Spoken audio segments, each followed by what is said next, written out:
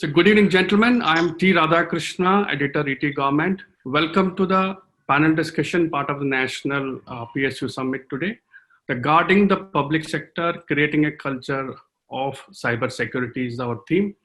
And today we have eminent personalities and guests from the reputed institutions, Dr. Yask CISO, Indian Oil Corporation Limited, Mr. Prem Kumar, Chief General Manager, ICT SAIL Authority of India Limited, both are Maharatna companies, and Mr. Vijay Devnath, General Manager, Infra and Security, and CISO, Center for Railway Information Systems, which is part of the Ministry of Railways, and Mr. Abhay Mishra, AGM Information Technology and CISO, Railway Vikas Nigam Limited. Gentlemen, please welcome to you. We all know that COVID has made changes many, and I would like to know the role of technology. How significant is the role of technology in your organizations? Since organizations are very, very prominent and eminent and part of the government of India. I would like to start with Dr. Yask. Can you please? Yeah, thank you, Radha. Good evening to all. I think the role of technology in any organization, not just the life of ours, any organization cannot be overstated nowadays. Traditionally there used to be companies, there was a distinction or division in companies that there were certain companies which were using technology and there were certain which were not using technology. However, now what is happening is there are companies which are either selling technology or companies which are using technology. In fact, the companies which have been traditionally manufacturing companies also, hardcore manufacturing, they are also wanting to now produce or put their products in a technology enabled section. They want to promote their products as if they are technology enabled. So I think technology has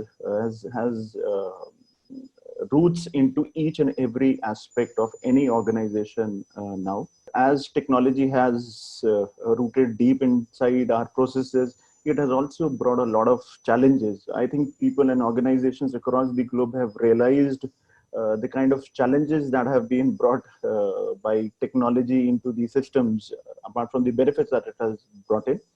I think that is what we have to look at when we now evaluate any new thing, any new technology. We just look at the aspects as to what kind of changes is it going to bring into the system, what kind of innovation is it going to bring into the system, what kind of a disruption, as they say. I still take that example of Uber, which is purely a technology company. They had no product, no cars to own, but they have become such a huge giant. Same goes for the likes of these Amazons and all. So I think technology all across is present so much that there is no distinction in a company which is not using technology. It is there and it is going to remain. I would like to go with Mr. Prem Kumar. What has been your experience? Yes, I agree with Dr. Yask. Technology has become an integral part of our organization, or for that matter, any organization. Steel Authority of India Limited is a very vast organization having so many integrated steel making units and allied servicing units. So there, when we have such a vast arena and having different manufacturing facilities, and then the logistics along with that, you must have the proper use of technology to integrate your things and reach to your customers and your service providers, vendors, everything. And without that, it's not possible that you can run your business. So, and this competitive age is forcing you more and more towards moving towards a new generation of technologies, like now Industry 4.0 and things are coming up like that. And in a SAIL, typically is the industry of industry where it's not only a steel making, it is making power, it is making coal chemicals, it is making a variety of things, and it's an industry of industry. And then as a SAIL, I am from Bhilai Steel Plant, but we have got other units at Bokaro, Durgapur, Rourkela, ISCO Burnpur, and then CMO. Then you have MTI Management Training Institute, Ranchi, the Center of Engineering and Technology, then Research and Control, the RDCIS. So all these facilities are there to safeguard our interest, and a reach, and giving a confidence to our customers that yes, we can provide the proper logistics, proper information at right time, so that they and the quality compliance. All these things are very, very important and integral part of our business. And for that matter, all industry and has to know there is no option left that you cannot you leave technology aside and do your core business. Either you handle your technology yourself or it is outsourced, but technology is a must, and it has to be part of your business. Good evening, everyone, and thank you for having me on this panel. And about the significance of technology for my organization, where I am working right now, is that it is itself is the IT arm of railways. So for us, it is all technology from end to end. From sleeping, waking, we have to do technology. For railways, if I see that railways is a very physical business for the customers, trains, freight, and its movement. And there is technology behind everything what railways does. And information technology has become, over a period of last, say, 20 years, has come to become very, very critical part of its information delivery network. Because as you know, railway path or railway's capacity is highly time dependent. The same track has to work 24/7, and same number of trains have to work 365 days to carry a number of passengers or freight. So real-time information, I will not only say information, real-time information is critically important for railways. And the main mandate or the idea of CRIS, establishment of CRIS for last 35 years, has been to provide this information in as real time as possible. And in last 10 years or so, decade or so, the security part has got added on to it. Earlier it was not so important. Now the security, its availability, the backup, the resilience of the systems, alternatives have also become very, very important. And it's very, very significant. Shrabai, your experience in Railway Vikas Nigam Limited? Thank you, Mr. Radhakrishna, and thanks for inviting all of us here. Good evening, everyone. I think IT is the new finance, and it is going to surpass that. Why I call that, why I take the name of finance is because a few decades ago, finance was one of the non-essential works in the organization. But over the period, we see that finance is not just important for a financial company, but for every company, because finance is core to their business operations, the planning, the operations, and everything else as well. Now, that is what is happening to information technology. I'd rather change the word technology to information technology because, as you see, Rail Vikas Nigam Limited, RVNL, we are into construction. And construction technology is also technology, but over here, let's talk about information technology, information and communication technology, ICT. I'd say the ICT has moved from communication to collaboration, and ultimately it is getting into control. So it is information and control technology. It will help you control your core businesses instead of just being the sideline activity in the organization. It will no longer be the IT guy who takes care of your computer.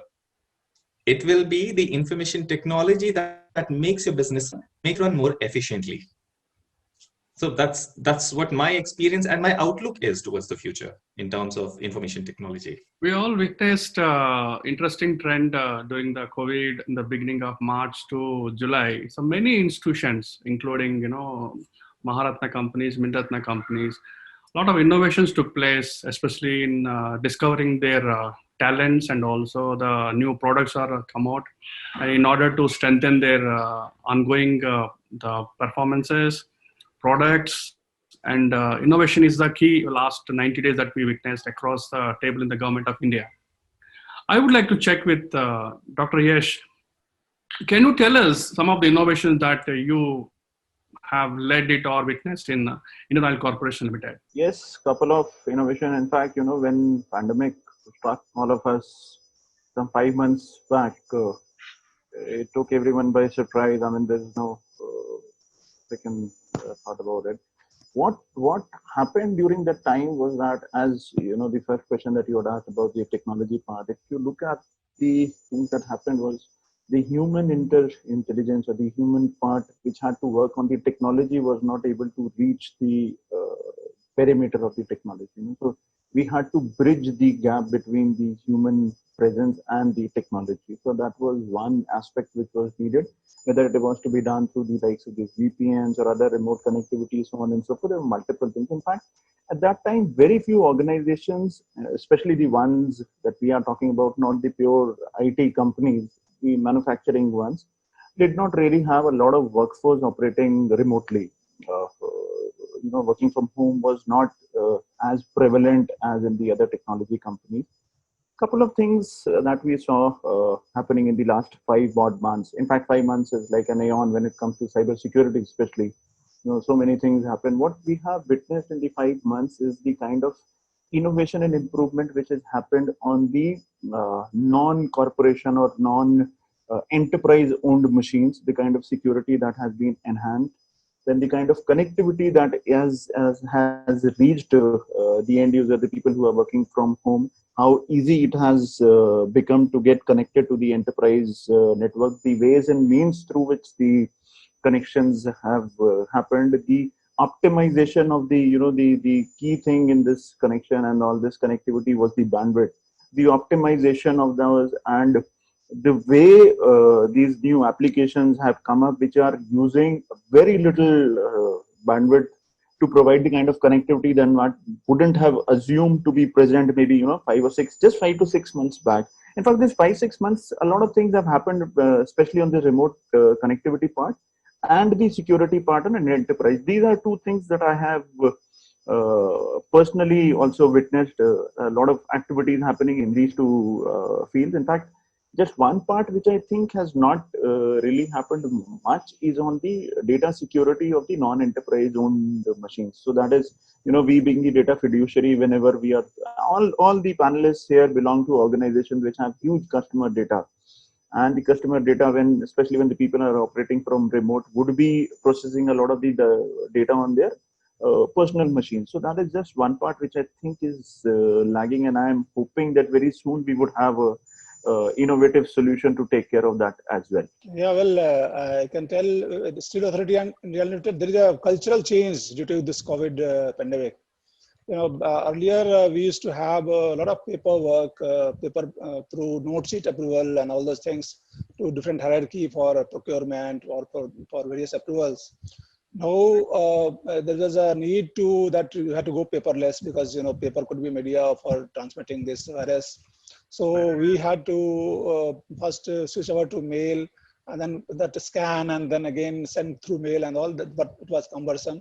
So then we have developed our own vehicle system in SAP through notification, where you can put all sort of attachment, you can write your comments, and 1:1 you can send for approval.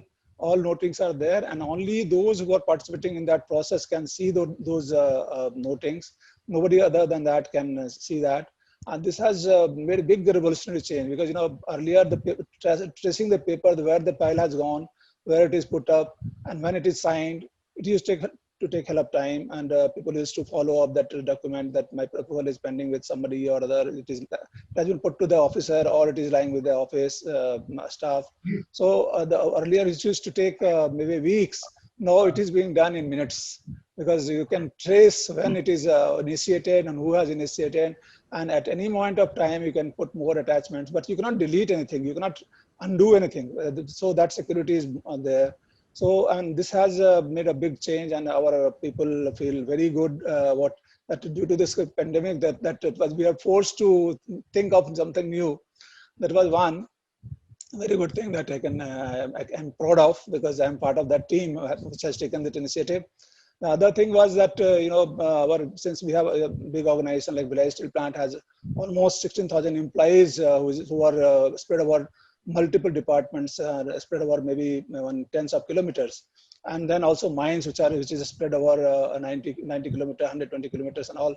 So, I mean, their leave system, there was a leave book where one has to apply, and then the boss, it has to go to the boss and he will approve, and then it has to be recorded somewhere. And that again was a problem. So again, it followed with the again mail immediately, because we have to do away with the paper. And then we have moved online leave application management system, which is again paperless, and then and it is working very fine. And people can use those systems over mobile also. So there is no need to that if somebody is outside, is a quarantine, or maybe is on travel because some compulsions, although travel is not permitted. Then also he can extend his leave and all. So there is a big cultural shift because of this COVID-19, which has pressed. Then further in our procurement process, we have implemented SAP since 2009, but there has been a lot of customization done now to take care of this COVID requirements, because things have to move fast and the approval has to move fast, and no paper has to move here and there. It has to be only through system. So for sale, I can say, and that there is a lot of change, cultural change. Besides that, I mean, in sale, you have got 26 different units all across India, and their payroll system used to be at their respective place through their own system, legacy systems. So then we took up this initiative that we can centralize this, because this, we had an opportunity also here, because people were not allowed to move here and there, and they have to be either on work from home or in the office. So their availability was much more. So we took the initiative of development of centralized payroll system, which is now catering to more than 65,000 employees from Bhilai itself, and people are getting their salary from Bhilai. Everything, acquittance, accounting, everything is happening from Bhilai. So within three to 4 months, we have developed this system, and it has been appreciated by my chairman that how this is possible, that people can do such a wonderful thing. So definitely, sale, I can say that people will remember this time, although it's a difficult time otherwise. But on development front, there was a lot of things. Then, of course, because of work from home culture, we were not prepared. We have to make the facility available through Zoom or through webinar. The communication has to take place. And then you have to have that VPN facility so that people can connect to SAP system and work on that. And so, I mean, there is a huge difference. I mean, COVID has made big impact in sale, I can say. Most of the common innovations, if we can call them so, have already been explained by other panelists, like work from home and acceptance of IT systems in a much larger area and more willingly. I will say one innovation, or I will say cultural change, which has come into the governmental setup of railways is that they are now somewhat more trusting of each other. Earlier, unlike the public sector and in the private sector, where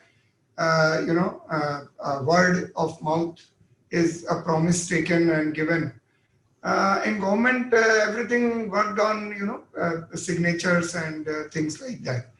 But in this, COVID has somewhat forced people to accept things on email and virtual way.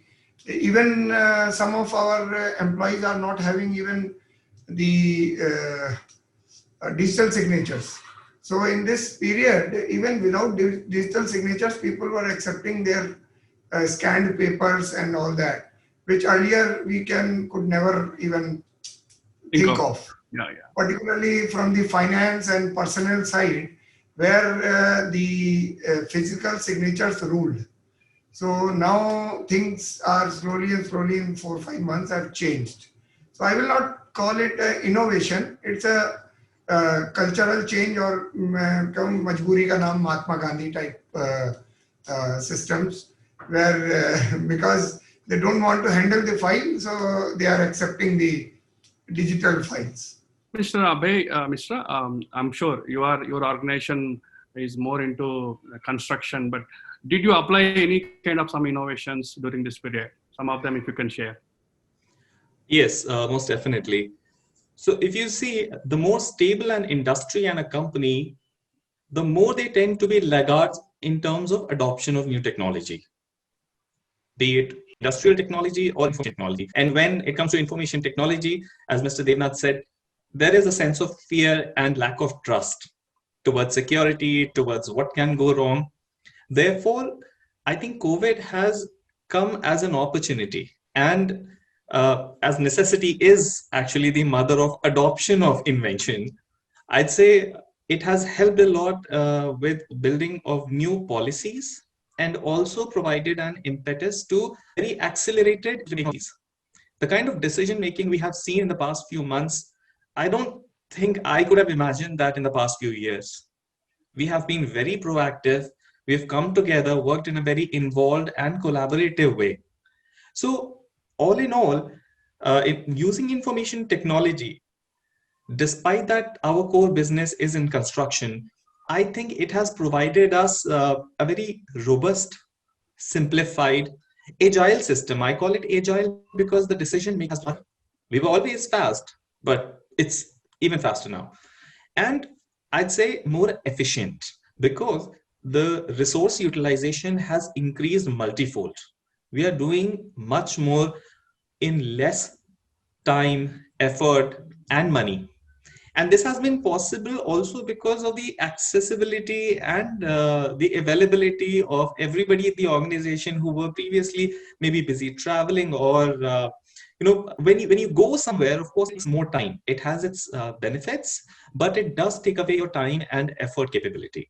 So with the use of information technology, I think there we have improved a lot, which has also reflected in our work output in construction. And with the right kind of talent, we have actually looked into where we could use all this technology to sharpen our teeth and to strategize our construction operation. Okay. If you have noted over weeks, we have been like bam, bam, bam, commission.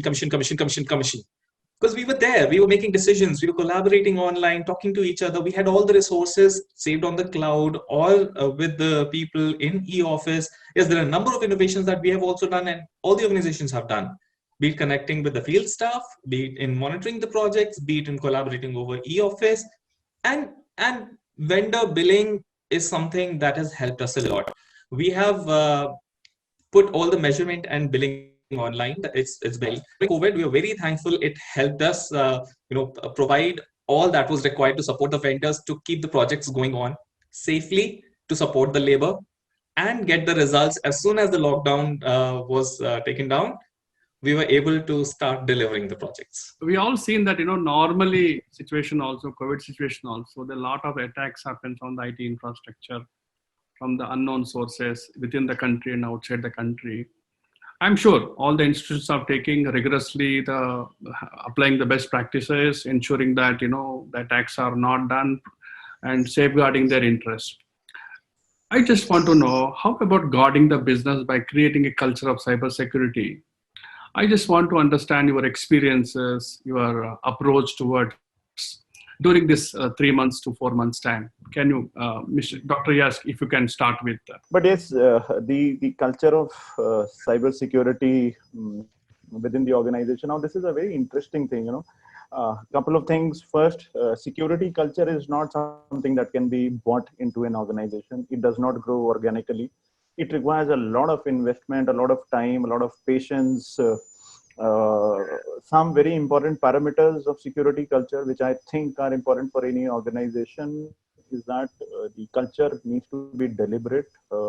The objectives have to be absolutely clear as to what all is required, what are the objectives that one is working for. It has to be disruptive in nature. We've seen this pandemic acting in a disruptive manner. So it has to be something like that, which really disrupts the whole thing, brings about a major change. Obviously, it is going to take a lot of time.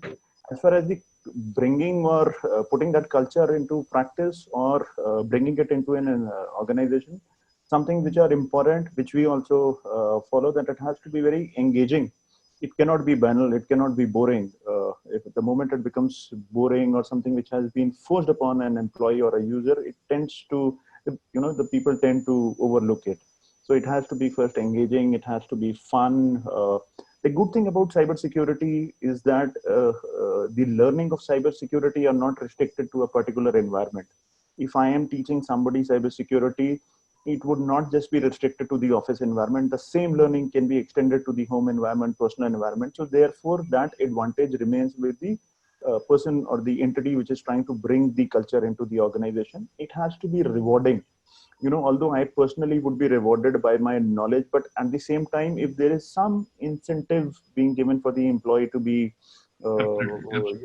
learning this thing, and then a couple of things, the regular ones, that security, development life cycles, and the kind of products, the technologies that we are buying, upgrading those things remain. But as far as the culture is concerned, I think the key point that is to be pounded into everybody's head or mind is that security is everyone's baby. It is unlike, as was mentioned, earlier, example of finance was given. It is not a particular function or a department's prerogative to be doing this or to bring it into the organization. Everybody has to collectively bring that. It is going to take time. It is going to require a lot of patience. And we have, in fact, just a closing remark on this. We have seen the best of the technology companies also failing at this aspect. The best technology names. In fact, in the last 1 month or so, we have seen two big names having a major breach happening. And these were purely technology companies. I think the culture is where the weakest link, as they say, is something that has to be strengthened on a daily basis. So that is what my take is on this subject. Actually, as you put more systems on net, maybe intranet or internet or through mobile, or you are basically vulnerable. You are more vulnerable to outside world, and you never know your enemy is sitting just beside you or uh, across oceans. So I mean, now there is no boundary that this enemy or attack or maybe some sort of disruptors can come in place. So as you build on more applications or more systems online, on our net, using in technologies, you have to be more guarding to it. And because as you know, if you put more money in a particular bank, then you see whether the credibility of bank is there, whether it will be safe or it will be closed sometime or the locker will be misused. So like that, this is a big asset that your information, this is data or confidentiality or your continuity of service, business continuity of business. So everything is, since it is all happening through systems now, that it is SAP system, legacy systems or homegrown systems. So that security has to be put in place, whether it is through parametric firewall, it is a secure socket layer sort of thing, encryption, or maybe you are using VPNs or putting the systems or militarized zone or DMZ zone. So this all has to be very, very, you have to be alert and you have to be very concerned, as other panelists also have spoken on this. I think this is a cultural thing that people have to understand, that we are, that whole good money is on open, and then somebody has to see that it is not being, there is no theft on that, or there is no replacement of that thing. So, the systems which can be altered by somebody who can spoof or intrude into your system and make some changes, small changes in the system can maybe disastrous. So the potential damage is huge, and if you are not very alert, and if you are not very cautious, and discipline is not there, you're bound to face music, and you will be in a deep soup sometime or other. So everybody has to, I mean, the cultural change has to be there. There has to be investment on that to keep on upgrading your systems and putting the centralized maybe this virus alerts or system on place, and then upgrading your other things. So I mean, these are all I think essential part of the growth. As you grow in the organization, as you grow more business, your safeguarding your business is paramount importance, and cybersecurity will be in top place. This topic is hot; it will get hotter, and that is my take. Your experiences in creating culture of cybersecurity, though your IT arm of Indian Railways, can you sum up your experiences and examples if you can give? Coming to the information security awareness within our organization, Yes. what we have found is that there are two types of employees. The one employee is, if he is given some inputs or some training, he follows through and he becomes quite aware and he improves over a period of time.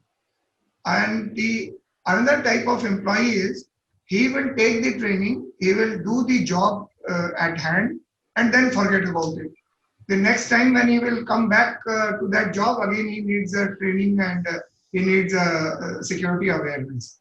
So it's a continuous cycle which we are trying to provide. Now we have given even the training modules to our central training institutes, because our size of our employees is also very huge, and we have close to almost 4.5 lakh IT users of various systems, almost 28 systems.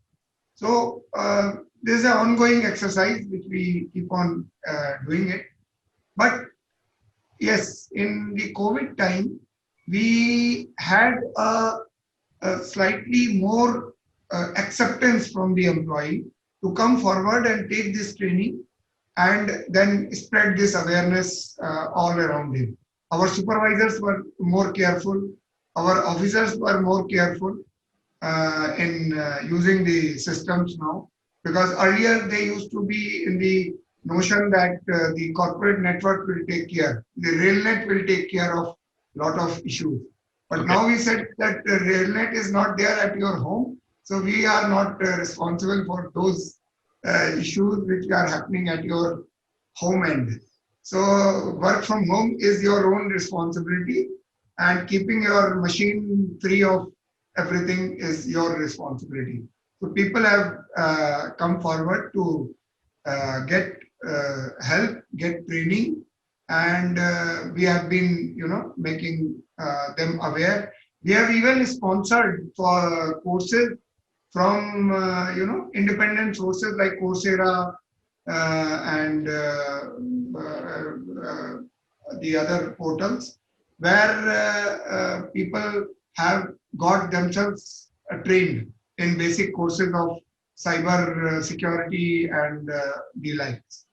Some of the our educational institutes have also been very proactive. They have even installed Moodle and the similar software, and they have been providing training to most of the employees, because now they do not have any work in the institutes. There is no training, no education going on. So they are very happy to provide training to our employees.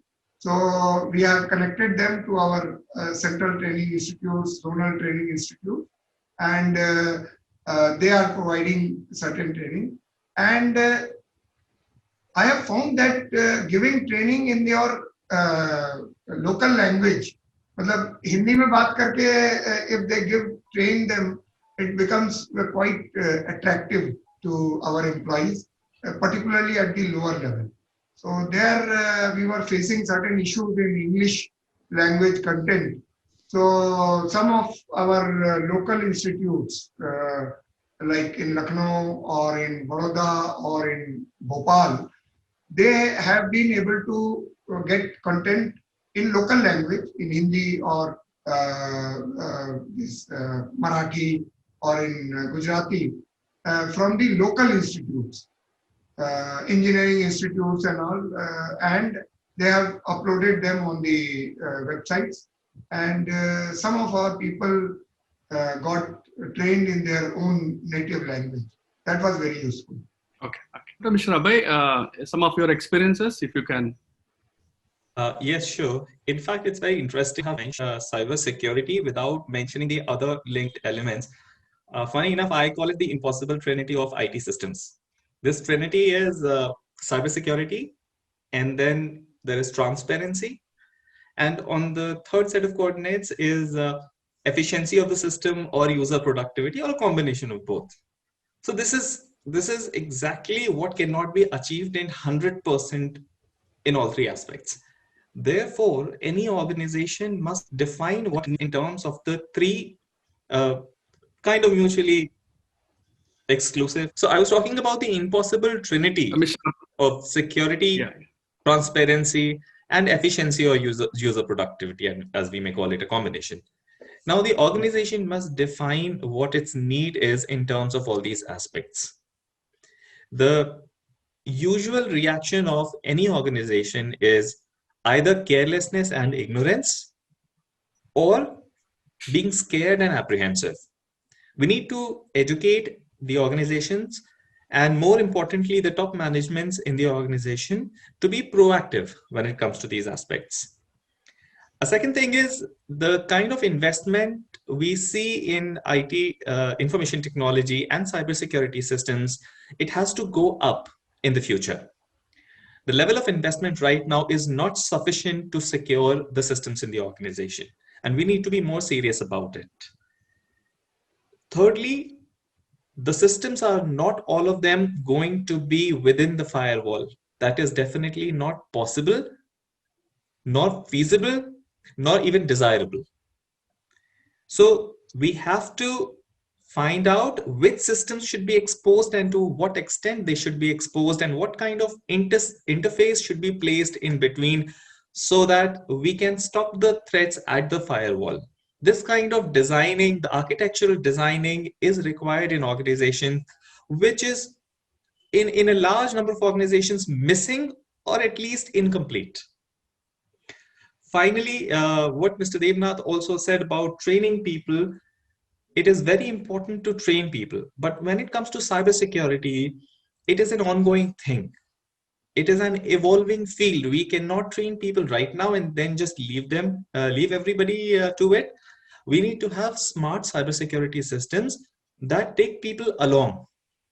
They have alerts, they have learning indicators, educational modules well built into the cybersecurity system that keep educating all the users as they go along. And as we adopt one technology, it paves the way to easy adoption of the next technology. Therefore, if we are going to take people together in adoption of this current technology and the current level of cybersecurity, if we are successful in doing that, it will make us easier to roll out the next system and the next level of cybersecurity as well. There has always been a conflict. When it comes to training, there has been a conflict between training and operations. The people are busy with operations. They say they don't have time. And therein lies the need of an active, proactive, and a very smart cybersecurity system that teaches people. Yeah, my final question to all the panelists is, many public sector organizations are aligning with the Atmanirbhar Bharat Abhiyan, which is a new mantra. Just want to check with you, as a CISO, as a head of the IT infrastructure at your organization, how do you see your role aligning your vision, organization, institutional vision, aligning with the Atmanirbhar Bharat Abhiyan, if you can share, and keeping your cybersecurity culture also in mind? If you could, Dr. asked if you could, Indian Oil Corporation always forefronts the government of India's missions. If you can share your thoughts on that. Right. I think this is a wonderful concept that has been initiated by the government. It's a good mantra. As we go by that famous Chinese proverb, 1,000-mile journey starts with a single step. I think this is the step in the right direction. One very important thing about security, cybersecurity or physical security, any kind of security, is the contextualization of that security solution. for any organization, for any unit. The same kind of appliance I'll buy for one unit or one entity, the same appliance would probably operate in a different manner because the objectives are different for a different organization. When it comes to the country level, I think security is something that comes to the forefront of the requirements, and the reliance on in-house, as we can say, or within the country developed solutions is going to be far more in the coming years. We are seeing, the world is divided between two sections, the west and the eastern part, one blaming the other over the kind of things present in the appliances. The important point being that nobody can develop a security solution for a country better than the people who are there.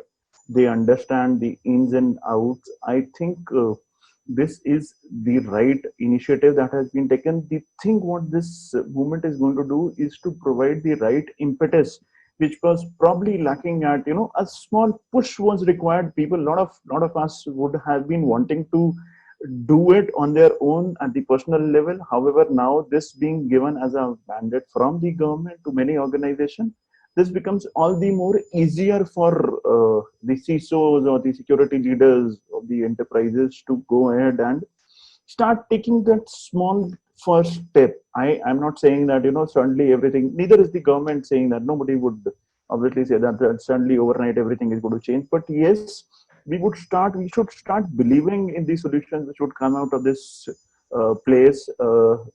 We see the example of the likes of Israel and all, which is such a small country but are global leaders when it comes to physical security or cyber security.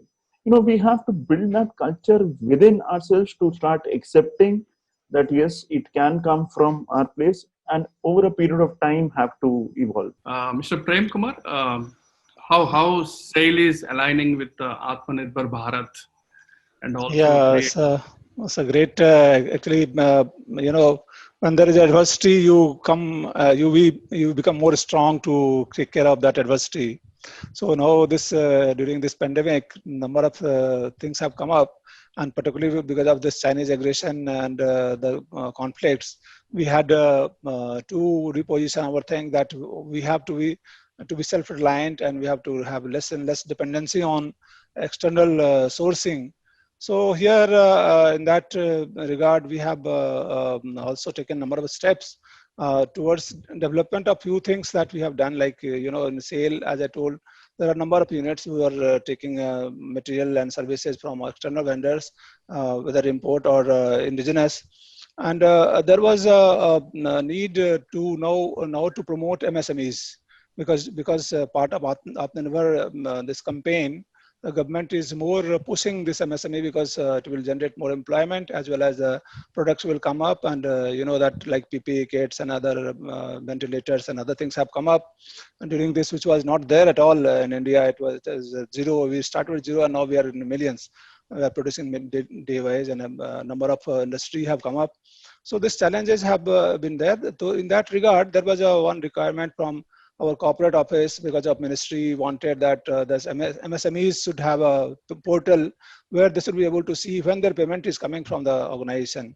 And this was not only from Vilayat Steel Plant or one unit or other, it should be one central portal for SAIL. So this was told to us that SAIL is thinking in terms of hiring somebody, third party, to develop one app and a sort of thing. Then I said, no, we'll develop ourselves. And so because it will be our baby, and we can control much better. Otherwise, we have to talk to them, and then any glitches here and there we have to be addressed. And this 15th of August, on Independence Day, our chairman has inaugurated that portal, and all units, all data is available at one place. They are all pushing this data from their legacy system or SAP system to this portal on daily basis. And vendors have to register once with their PAN number and this with the OTP on mobile and this thing, mail. They register and only once, and they get the password, and they can change password as they wish. And then they can see the information all at one place with single button, push a button. There are only information pertaining to their supplies and services, when they have supplied, when it was accepted, when the bill was made, when it has been pushed for processing, and when the payment has gone to their account. So all it is available at one place. So this is a wonderful thing that we have done. Then regarding this security part, we have already got our ISMS, Information Management Security Systems, where we have our own volunteers, our own auditors.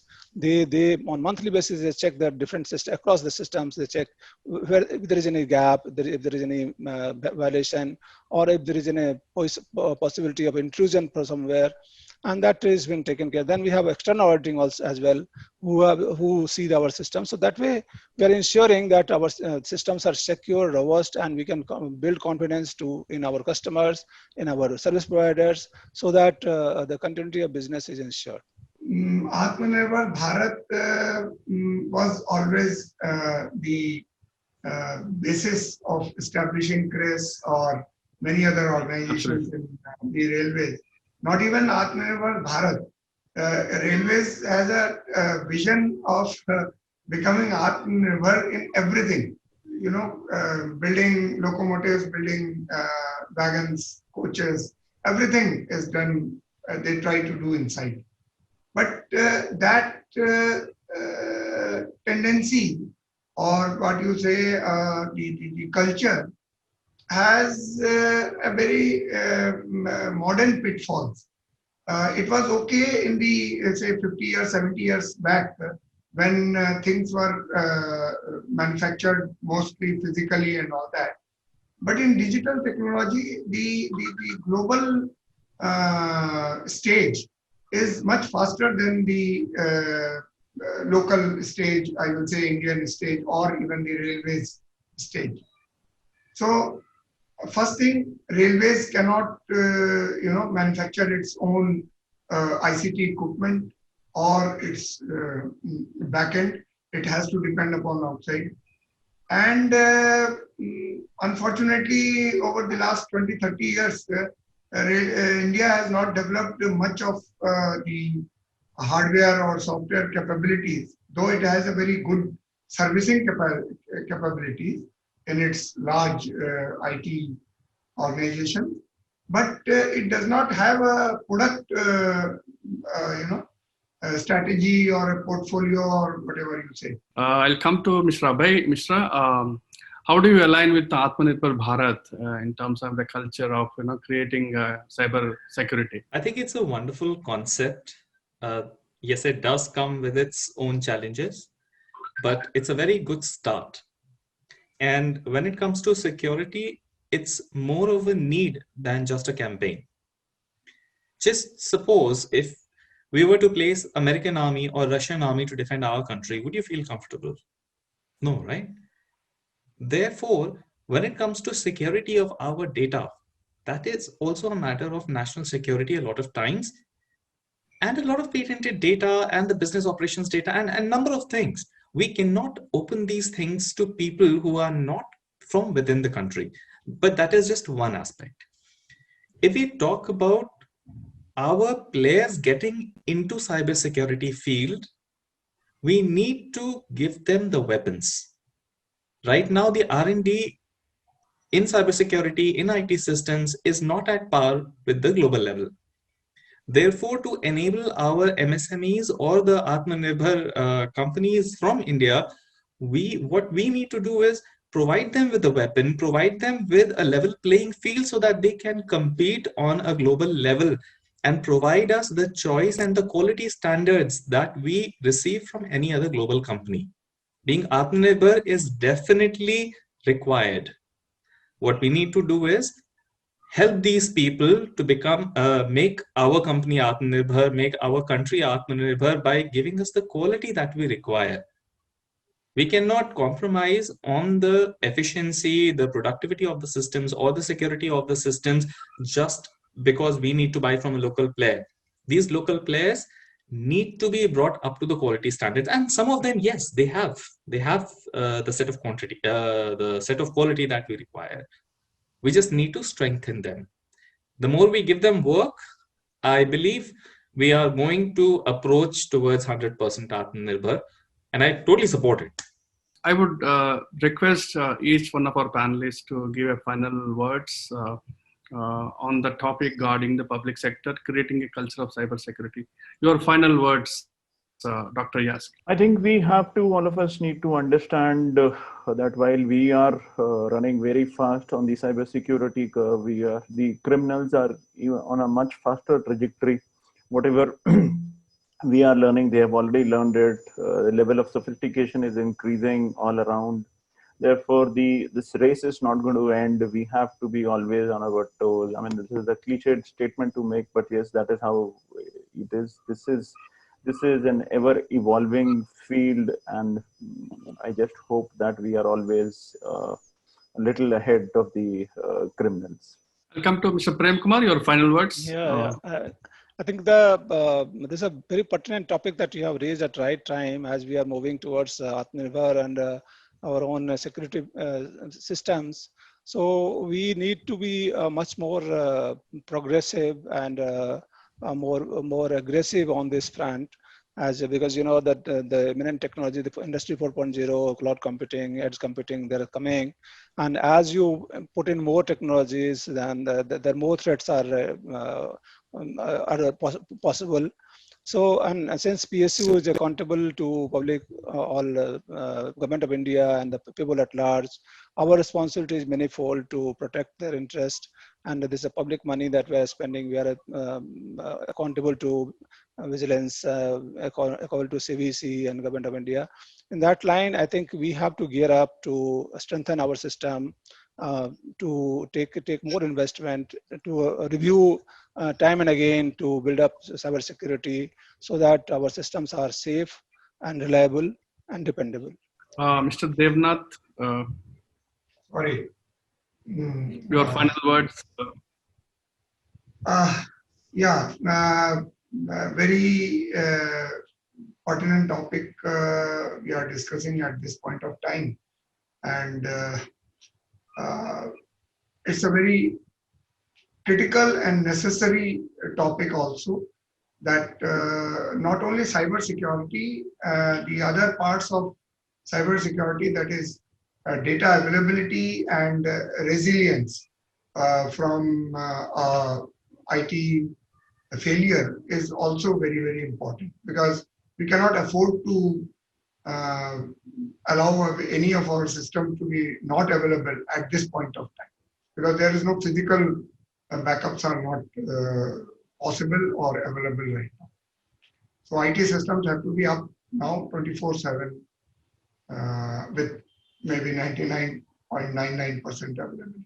Second thing which I think very important is that we have to build the ecosystem of not only IT with proper cyber security from the school level upwards. You cannot, train 100% of your staff or people of every department into becoming IT savvy and cyber security savvy all the time. So I think there has to be some effort, both from the company side, from the government side, and from the private industry side also, that they should start the IT and security courses or awareness inputs from the school, then in the college, and then of course in the engineering colleges and the staff training institutes. It must be made a must, not optional. It should be mandatory now. We are trying that in railways also, that IT training and cyber security awareness must be made mandatory. And apart from making them mandatory, apart from carrot, there has to be some stick also. So there has to be some changes in our DAR rules in government. We call them